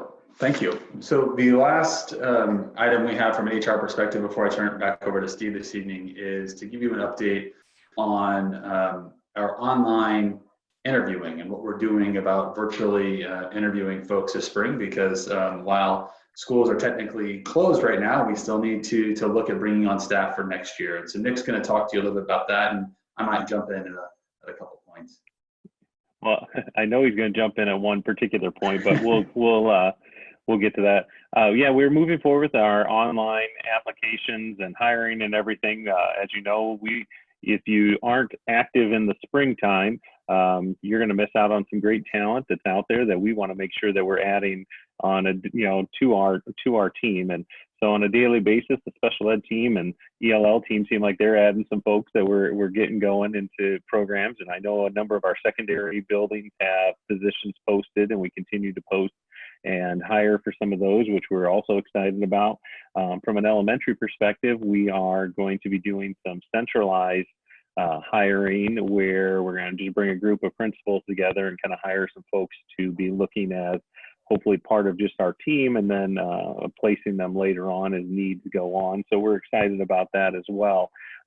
Just kind of reaching out to talent. That in the elementary scenario, we met a number of great people at our December job fair, and then at some other screening events that we've done through the course of the spring, that we know there's some great folks that we'd like to have on our team that bring great experiences or help us accomplish our goals, that we want to make sure we have an opportunity to talk to. So we're really excited about where we're at and moving forward with those. We're not hiring for anything in a current position, just because unless it's something that's deemed essential, that we need them doing the work right now during the closure.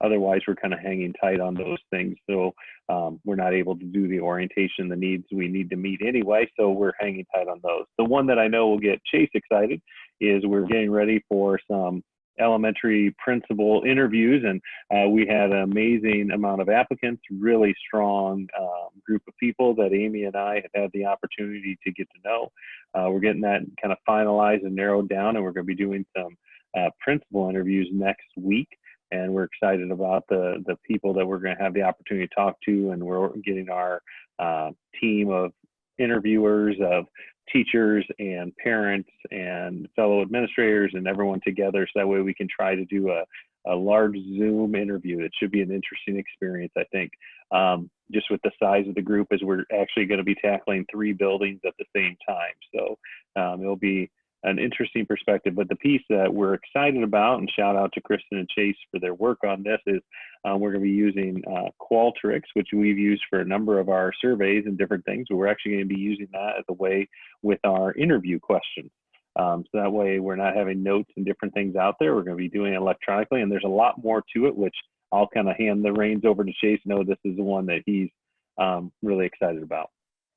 Thanks, Nick. I will start by saying that Nick's right. We have a great pool of candidates for the elementary principal positions.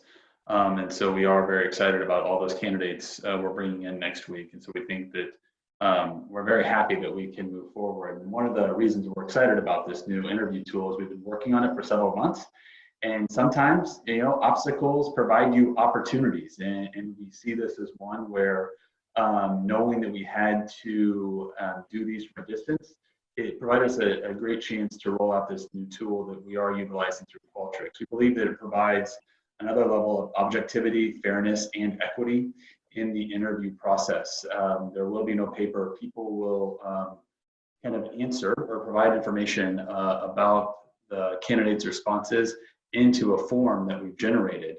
And as the interview is ongoing, behind the scenes, Qualtrics has a series of algorithms that will help generate an overall feeling that that each interviewer has of the candidates kind of in real time, so that when we get to the process, we'll be able to have the different takes from the different interviewers for discussion.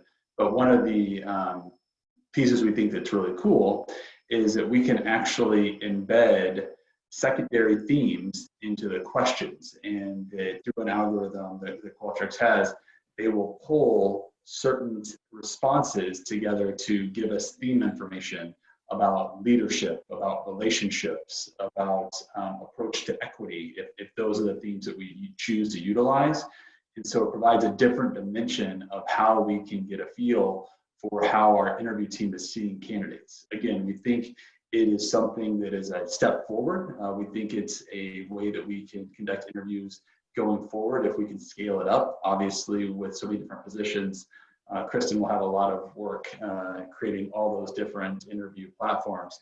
But we really see this as a next wave in how to interview in a way that is more objective and provides, again, a better level of fairness to the interview process. And so that's why Nick says I'm very excited about this, because it is where we need to go, and it's providing us an opportunity to take a huge step in that direction as we look at our overall interview structure. So next week's exciting, a bit anxious to make sure it does what we need it to do, but very much looking forward to rolling this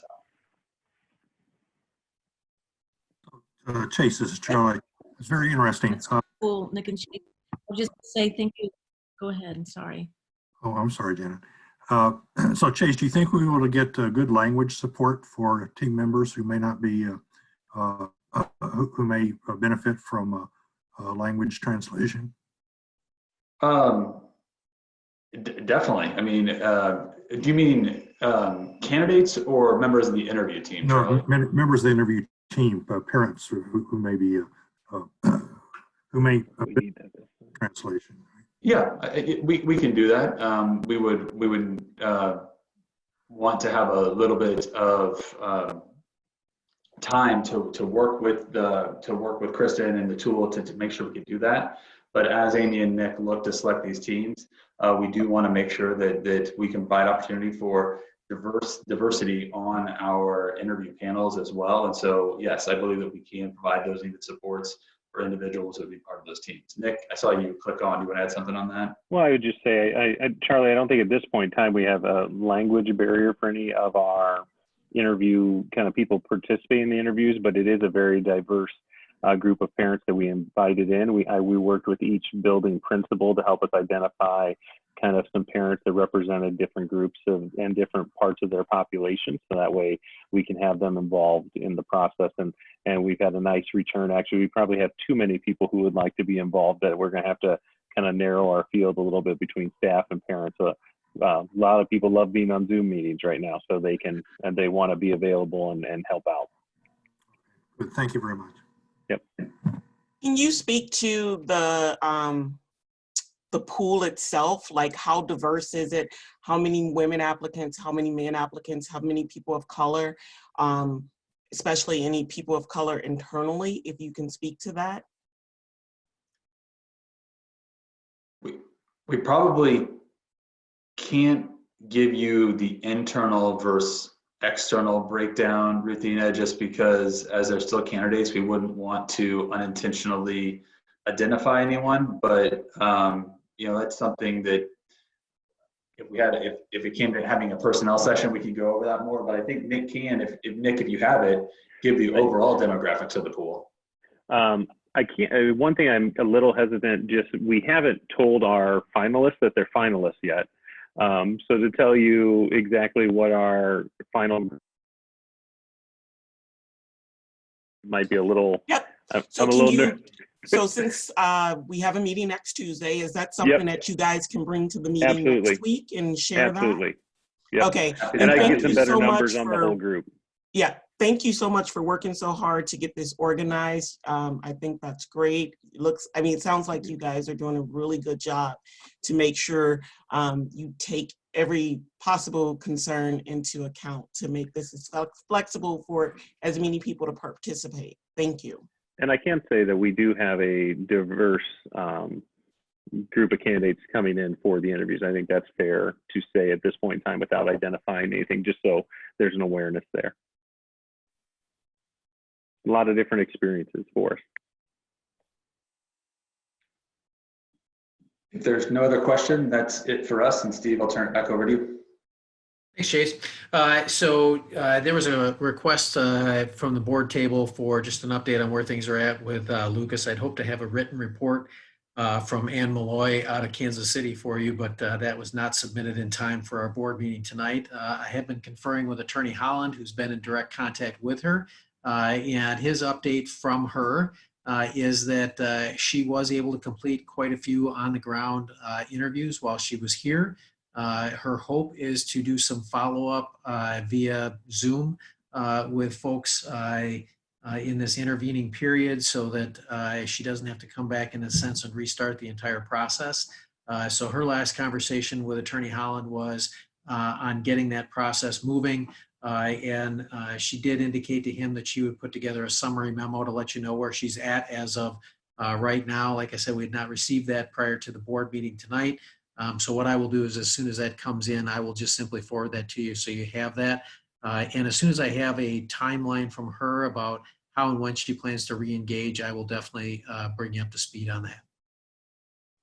Questions I can answer. Or I can pass on to Attorney Holland and Ms. Malloy. Thank you very much, Steve, for the update. All right, thank you. Thanks, Steve.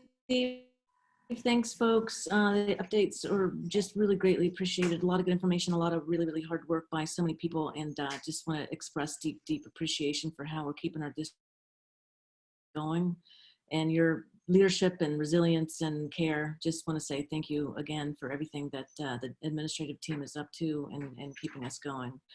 The last substantive topic tonight is around our interim superintendent. I think this discussion is to talk about kind of the parameters of the role. There's been a couple of discussions around, is it a 1-year interim? Is it a 2-year interim? Is the board's intention to conduct a national search? I know there's been, some folks have had inputs from community members on constituents' views on that matter.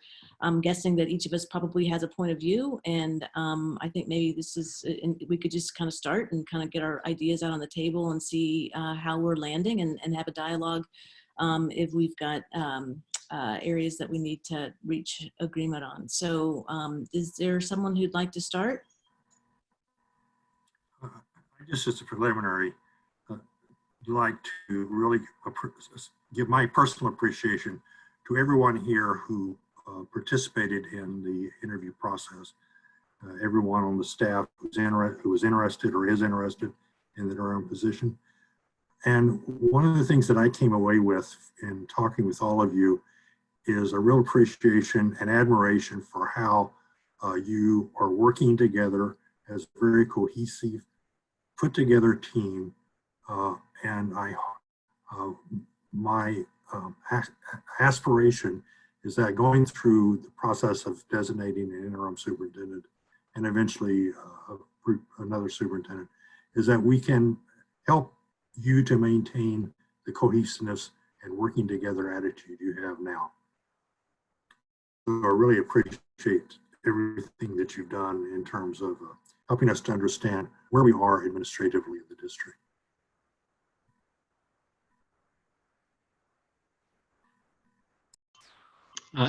Charlie, appreciate it. I'd echo what Charlie said, and frankly, I think the way you all are performing during this COVID-19 crisis exemplifies that, and it's very much appreciated. With that, I guess my stance, I feel good about being able to move forward with a very qualified interim, whoever we pick. I also feel really, that we've said for a long time to the community that we want to do a big national search, and so my leaning is to go ahead with an interim and plan to do a national search on a 1-year timeline, and then that whoever we choose as interim, if they choose to apply for that position, I hope that they would, and I hope that they would be a strong contender. But I feel we'd be going back on things we've said to the community if we don't cast a pretty wide net. Yeah, I would definitely echo exactly what JP said.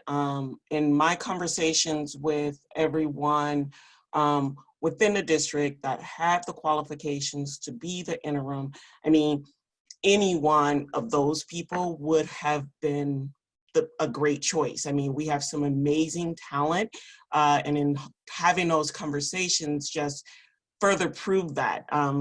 Our people are well qualified for the interim position, as well as applying on the, when we move to a national search, we have very qualified people. And I hope that, whoever we pick for the interim position, as well as most of the people, I mean, all of the ones that we don't pick, they're all very well qualified to throw their hat in a ring for that position. We just have some extraordinarily great talent. I just want to make that clear. Our folks are doing an amazing job, and anyone would be great in stepping up into this position. So I'm really looking forward to moving forward with that interim, but the rest of the folks in the district as well. I guess I'll go next. I would echo everything that everyone said already, as well as my sentiments that I'm committed to doing a really great national search. I think that the 1-year position for the interim and dovetailing that with the national search is where I'm leaning towards. I do think, and this was a point that was brought up that I think is a good point for us to consider, is I think it's important that while I'm committed to a 1-year interim right now, I think it's important to have some flexibility because we don't know where this COVID-19 situation is headed, and we don't know what the fall is going to look like. And so personally, again, why I'm committed to the 1-year interim right now, if we need flexibility and we need to pivot, I do have that built into kind of my frame point where I could move this to a 2-year interim. I don't think we need to do that right now. But I think we've learned so much in the last 3 weeks of where COVID is taking us that it's important to me that we maintain flexibility and have that 2-year option if we need it kind of in our back pocket. I guess I'll just go the opposite way of what you just said, Lisa. I would like to start with the 2-year idea with the flexibility that we may be able to go the other way. But I think with the COVID stuff that we have going on now, to have a solid leader in there for a year, continue the work that we're doing with Battelle because we don't have our mission or anything that work done, and we're not quite sure when that's going to get finished now. I'd really like to have that stuff done before we start the national search, and I'm still committed to doing that search. I just don't think that we want to have all of those things taking place at the same time. The recovery from the COVID fallout, searching for a superintendent, and also trying to finish the Battelle work and the deciding what we're going to do for our mission, for our way we want our district to move forward. I think that's a lot of stuff that would have to happen in this coming year.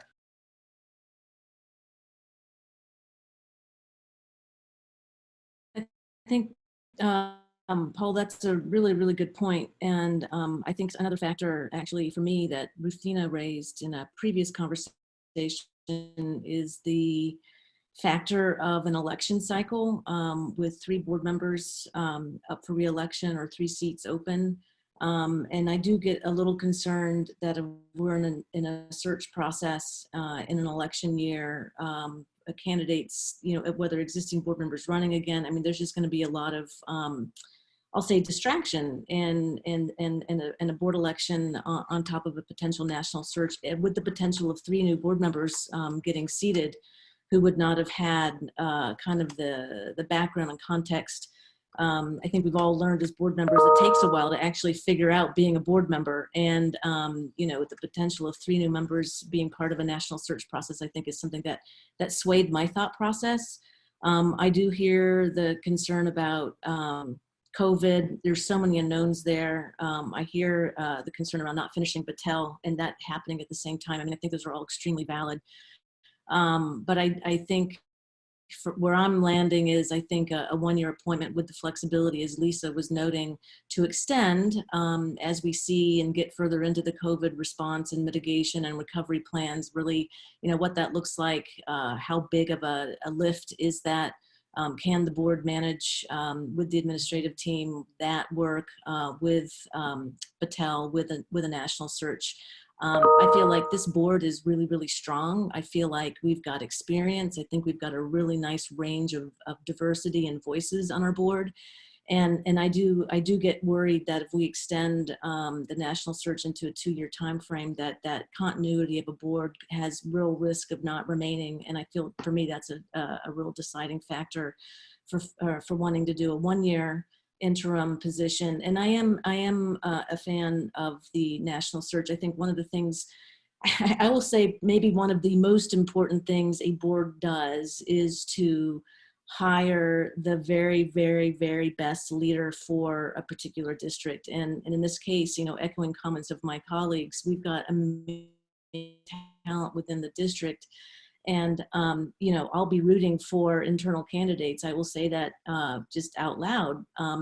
But I feel like it's our responsibility as a board to do a search, to see what talent is out there and host a transparent, fair competition and then whoever, and let me say also engaging community groups, stakeholders in that review process, so that at the end, when whoever gets the position, it's been through a very overt, fair, transparent, methodical process, and whoever takes that job is going to have the foundation of strong support and buy-in that's going to be necessary for a successful administration. I feel like there's nothing, it's hard to beat getting a job having gone through a fair competition. The strength and confidence and community and stakeholder support that you get going through that process is immense.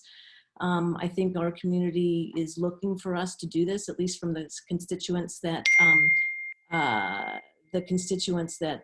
have reached out to me. And so I just feel like this is a very, very, very important activity for our board. I feel like 1 year makes sense for me because of that concern around the election cycle. However, I do think that we as a board need to be smart about the conditions and make, course corrections on timing should the conditions require that. But I would prefer starting with a 1 year appointment leading into a national search. All right, I guess it's my turn. You asked me a month ago, I would have said 1 year term is really all I would be looking at. I do share a lot of the concerns that the timeline that we had set forth of, over the summer, putting together an RFP and getting a search firm in and things like that is, I don't know that we're going to be able to hold to that calendar at all. And I guess if it was pushed out a year, and I'm trying to remember what our whole timeline was. I would think that even if it was 2 years out, I think, would we not have most of the work done prior to the election anyway? Would it not be this sitting board doing the work, leading up to the next election? I honestly don't remember how when we would finalize it. I think generally, sort of the interview processes would happen after, in January, February, and superintendents would get named in the March-ish timeframe. And so the election's in November. So I think that probably we would run a realistic risk of having new board members be part of that final process. At least that's the way I'm looking at timescales. That's a fair concern. I guess much like what Lisa said was, I think if there's no reason in my mind, I guess, that we need to say it's 2 years or 1 year, but I think it's a very real reality that 1 year is probably, our timeline's going to be shaken. And I think we have to be ready for that. I don't know that I'm at the point where I'm concerned that if we don't just say 2 years, we won't be able to do a lot of the big stuff. I think as a team, right, between our board and our administration, we're going to keep working on all this big stuff, regardless of whether we've appointed someone for a year or 2 years. I definitely could go either way, because I know that we're in this weird crunch of time, and I don't know that we can expect to hold to any specific calendar at this point. To the search, I think Janet nailed it, that, if you earn it, you earn it. And that should be a great win, whether internal or external. I think that our job as a board is to find the best possible person to lead this district. And as everybody mentioned, we've got great people in this district. So it may very well be somebody from this district currently that is the best person for it. But we don't know what we don't know. So I think we owe it to the community and everyone that works in our district to do the best job we can of finding the best candidate. And that probably means, casting a wide net and see what's out there. I do echo all the same comments, having talked to all of the various people who voiced interest in the interim position, that we do have great people here, and it's remarkable to see, and the variety of backgrounds that everybody came with. It was hard not to find strengths in every one of them. So this is a great problem to have, I guess, as a district. So that's where I'm at. Just to touch on a couple of things that you guys said there. Janet and Sean. I talked with the president of the Cedar Rapids School Board yesterday, and they went through the similar process to what we're going through now. They also hired their superintendent in an election year where they had new board members coming on. It's probably easier for the four of us that are on the board, that will be on the board, continue to say this, but I just want to make sure that we're putting the district ahead of the board, any of the elections that may happen, and know that when you do the search committee, you're leaning on members of the community, past board members and whatnot. So I think that will still be there. And if some of the things that I thought about and that we talked about in those discussions with some of those individuals was how we may do reorganization and how that might play out in our admin team as well. And I think that might be a little bit hard to do in just a one-year scenario.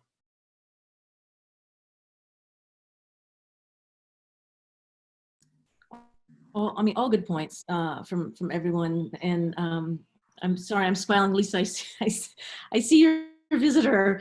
That's cute. Sorry, I got distracted by that. I think these are all really, really good points. I think, clearly we still have some work yet to do. I don't think we've landed on one approach. It sounds like I think there is consensus around a search. I think the timing is still a factor, and we've got considerations around COVID, and so I think understanding that our a one-year cycle might be impacted by these unknowns that we're going to have to address and work through. So I'm not sure we're going to reach a final conclusion on this tonight. I think we need to continue through steps around the interim role, and through those next steps we can work to define what the term of the position will be. But I think this was a helpful conversation to hear where directors were heading and thinking, and some of the considerations that we have in front of us. Curious, anything else, folks, that you'd want to cover on the topic tonight? I guess it just would be like, what are you thinking the timeline's going to look like? Because if you get to the point where we're talking about contracts with someone, I think that 1 to 2 year thing might come into play, because in the 2 year type of contract, or even in the 1 year, if you're still doing your normal superintendent evaluation, which you should do with the interim as well, that's going to be taking place in that January to February timeline. And so I just want to make sure that we realize that as well. I guess I wasn't quite following, Paul. I apologize. Are you talking about contract for, I'm sorry, I didn't quite follow. I apologize. Yeah, so I asked about the timeline that you plan on following, and if we get to the point where or a timeline for appointing the interim, a timeline for the permanent. The interim. Search. Just okay. Because so I think offer that very contract. Yeah, we're still trying to shoot for end of April. By the end of April, appointing that interim superintendent. That appointment would then include contract terms, which would also include the duration for the appointment. Does that answer the question? Yeah, I guess as far as the contract terms go, then is that something the board is going to all discuss and decide Absolutely. upon? So if we say it's going to be that 1 to 2 year thing, well, we need to decide that before that contract happens. We would discuss contract terms in a closed session, and that's when the board would agree on whether it was a 1 year or 2 year in that contract discussion through that sort of negotiated process.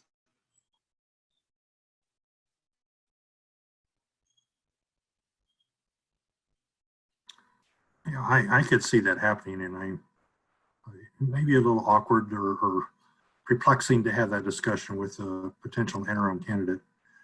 I do think, after listening to Paul and Sean, Janet, Lisa, Ruthina, JP, that I've remained comfortable with going for a 1 year interim position, if at all possible. Also being open to extending that position if we can reach an agreement with the interim person to a second year if that becomes apparent, if that becomes necessary. I would like us as a district to try to move as expeditiously as is prudent towards getting a superintendent in place so that we can continue to do the work, the significant work that we have to undertake over the next very few years, including dealing with the pandemic that's upon us. Thanks, Charlie. Other comments for consideration? Hearing none. I think we've gotten our points of view out on the table. Our next steps will be around moving forward with working to identify the interim candidate and beginning the contract discussions with the candidate and the board. And through that process is when we'll settle the discussion around 1 year, 2 year. Okay. I'm moving on. If there's nothing else on that topic, to agenda setting for the 14th. We've got a draft agenda in front of us. We have some consent agenda. Actually, it's going to be a real board meeting, isn't it? I mean, a normal board meeting, not a special board meeting. So we've got a consent agenda. We'll have a couple public hearings. We've got some action items, I think, notably, especially the certified budget and tax certification. I'm wondering, would we want to include COVID updates? Maybe, you know, a briefer version, but I don't see that on this proposed agenda. Would we want to have under discussion just updates on response plans for our COVID situation? That would be my request. Yeah. So let's add that, and we can do just kind of the standard updates across teaching and learning, operations, and personnel. And would we want to also potentially add an update on Lucas if we've got information from the reviewer and or Joe?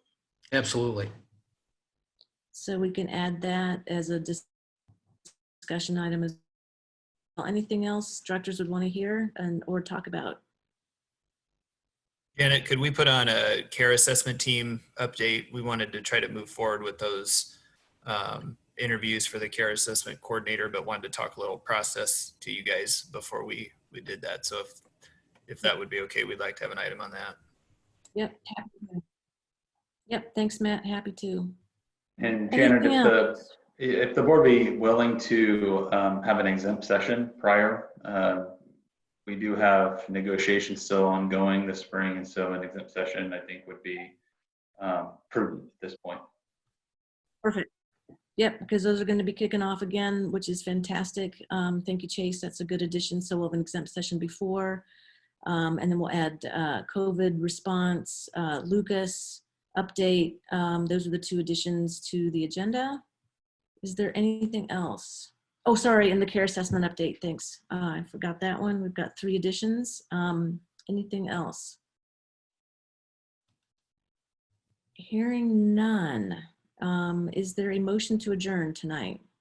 Well, before we adjourn, are we going to have a session Is it after called? the meeting? Yeah, I'm not moving to adjourn. I'm just saying, will we have a session after this one then to discuss anything with the superintendent search?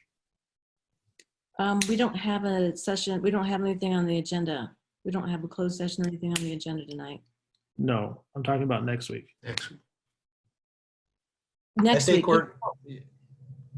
I was going to say, I think we need to, Janet and I probably need to get the ball rolling to sort of get maybe a template contract, or at least a first pass at a contract, working with candidate, and have something to bring to the board to then have that conversation. I would put it as a goal to try and have it so we can have that closed session next Tuesday, so we can further that conversation on the 1 year, 2 year, or any other stipulations we'd want to put in there, I think that's a great goal to have. I mean, I like to set the bar high, so hopefully within a week we can get some of that work done and have something. So I think we should at least attempt to have that put on there if that works for everybody. I think that's a good plan. I think it's a goal. I think Sean, to your point, we've got some steps that we need to take before we can confirm that. So I think it's absolutely a goal, but I just think we need to do a couple things and confirm, and we'll let the board know if we're able to go forward with a closed session next Tuesday after the board meeting. I think that's a good goal to have because we only have 3 Tuesdays left if we're sticking to Tuesdays. So we need to kind of start moving forward. Very well aware. Thank you. And luckily we're meeting every week, so that actually helps our work. But yeah, very aware of the timeline. Thank you for that. Okay, we have a goal for a closed session. We've added some agenda items. We'll have an exempt session before the meeting. Is there anything else? Is there a motion to adjourn? I'm sorry, Janet. I'm sorry. One other thing. There is under agenda setting, it should have been noted that there is a P&G meeting on the 8th. Oh, that's all. Thank you. Yes. Yep, you're right. On April 8th, that's tomorrow. And thanks for continuing the P&G work, Rufina and team. Okay, going once, going twice, anything else? Is there a motion to adjourn? So moved. Second. All right, all in favor? Yeah. Aye. Thanks, folks. Have a nice rest of your evening. Take care. Thanks all.